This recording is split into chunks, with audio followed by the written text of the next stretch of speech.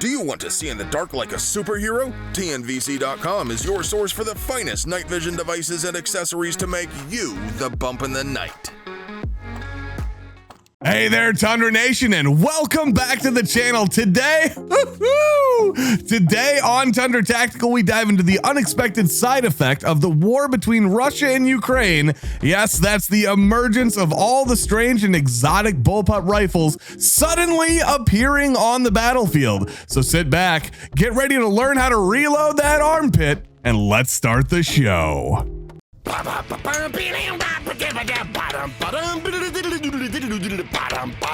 All right, folks, since Russia invaded Ukraine in February of 2022, the media coverage is focused on all the heavy weapons, the tanks, the armored vehicles, artillery, and fighter jets provided by a coalition of NATO and European countries coming to the assistance of the Ukrainian Territorial Defense Force. The high-profile tanks and planes have overshadowed the battlefield use of the rare and downright exotic bullpup-style rifles given to the pro-Ukrainian infantry. If you're new to firearms, the term bullpup may be unfamiliar to you. Remember that blonde guy from Die Hard with the weird rifle that almost kills Bruce Willis at the end of the movie? He was using a bullpup rifle. That, folks, is a Steyr, by the way, and we'll be talking about that later. Now, I think bullpups, well, they're kind of like the weird kids in gym class of the rifle world. A little too short, a little too fat, and a little bit too hard to get along with, if you know what I mean. And speaking of knowing what I mean, that weird kid in gym class, well, if you don't get that, I'll just wait here while your memories take a dark turn from high school. No rush. If you prefer a modern, more technical definition, a bullpup is the type of firearm where the mechanism that loads and fires the ammunition is located behind the trigger group. This design allows for a shorter overall length of the rifle, preserving the barrel length and the muzzle velocity. Basically, kind of like a short guy with, well, you know, a large barrel. Numerous photos show the oddest looking bullpup ever made in the hands of Ukrainian soldiers. The F2000 is a Belgian rifle made by Fabrique Nationale Herstal, or FN for short. The rifle is seeing action on the front lines and has been highlighted in social and Western media. The presence of the F2000 is the perfect example of odd and abandoned firearms platforms being put to use on the Ukrainian battlefield, a direct consequence of Ukraine's allies clearing out the cupboards and spending down that sweet, sweet government defense contract dough. Oh God, it's so good. These photos, posted to the best intelligence agency in the world, Twitter.com, don't really offer much context for how the F2000 is being deployed, other than being in the hands of Ukrainian fighters. Now, when they do appear, it's often in social media posts where 3 Ukrainian soldiers are photographed in front of the most combat-effective vehicle on planet Earth, a Toyota pickup holding polymer-clad rifles. Analysts differ on which nation, either Slovakia or Belgium, gave the F2000s to Ukraine. The F2000 is in fact an interesting rifle built to seal out dirt, mud, and dust completely, but ultimately those same seals that protected the rifle's inner workings also made it a hassle to operate in the field, leading to most Western governments only purchasing small numbers of that rifle. It didn't help that soldiers called the F2000 the fish gun for its resemblance to a flounder. Or is it a grouper? I don't know. Maybe it's a tactical tuna.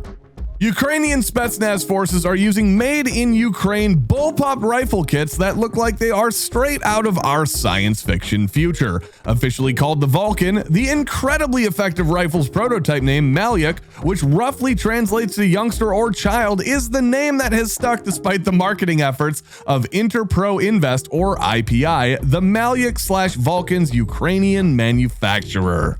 All right, folks, I think you know why the name youngster stuck. Can you imagine anything more disturbing than a Ukrainian soldier waiting in ambush, whispering to his rifle, "It won't be long now, little one. Soon you will sing your song to the Russian invaders." Ugh. that would severely creep me out.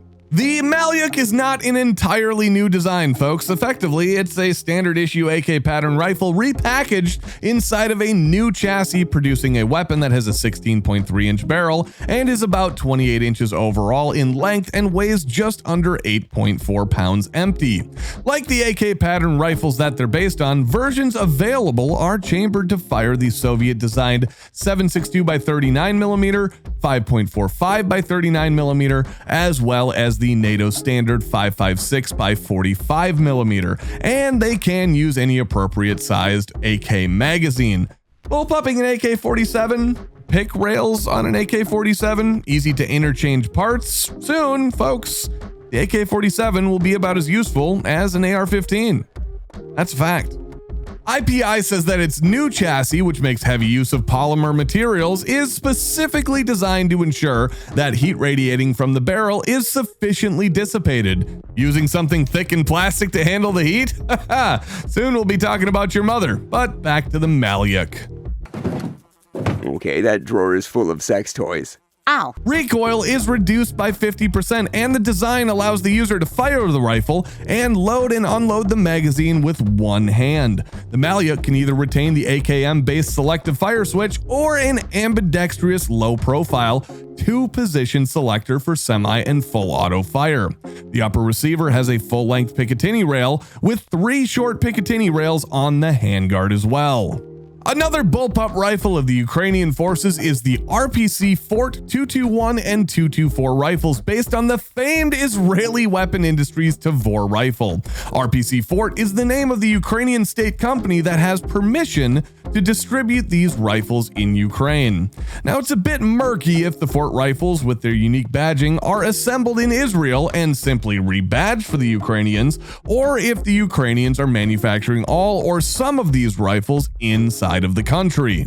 The nature of the partnership is undisclosed, but it's been suggested that if Fort gains substantial sales for the weapons, then further manufacture may be transferred to Ukraine. The Ukrainian Tavors continue to surface in the imagery from the conflict, but it's difficult to tell where they're being used and by which units. They're often seen being used as the personal weapons of snipers and marksmen alongside their precision rifles. The majority of the Fort bullpup seen in photographs appear to be chambered in 5.45 by 39. Both the Fort 221 and 224 carbine have been seen on the field, although it is difficult to determine the chamberings, as the clearest indication, aka the shape of the magazine, is inevitably and unfortunately tucked under the user's arm.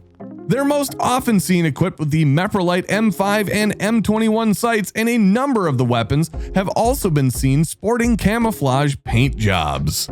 In 2023, the Steyr still looks like a high-tech and futuristic rifle. Australia has shipped Ukraine thousands of surplus Steyr rifles from its inventory, and guess what? They've already been spotted in the wild. The AUG, well, it uses a short-stroke gas piston system that's been proven to be reliable and very effective with both short and long-barreled rifles. The AUG uses a progressive trigger system that contains 2 firing modes with 1 trigger pull. Not that you're going to notice, because the AUG's trigger pull, well, it's got more grit than a plumber's butt crack at the beach. A short pull results in a semi-auto shot, and a longer pull results in full auto fire. The rifle is also ambidextrous and can be configured for use by right-handed shooters or wrong-handed shooters by simply changing out the bolt for a left-handed one with the extractor and ejector on opposite sides and moving a blanking cap from the left ejection opening to the right. The housing of the AUG rifle is made from high impact resistant polymer and can be purchased in any color as long as you like it in green, black, or flat dark earth. Ukrainian firearms and Western technology are creating a multitude of options and loadouts for soldiers in Ukraine. We've seen modern rifles paired with Maxim machine guns from World War I, and I'm sure we're going to be looking into more of the odd weapons that entered the Ukrainian conflict. Make sure to hit that subscribe button to be notified of our next video, and we'll see you next time when we still don't know what the heck we're doing. Bye-bye.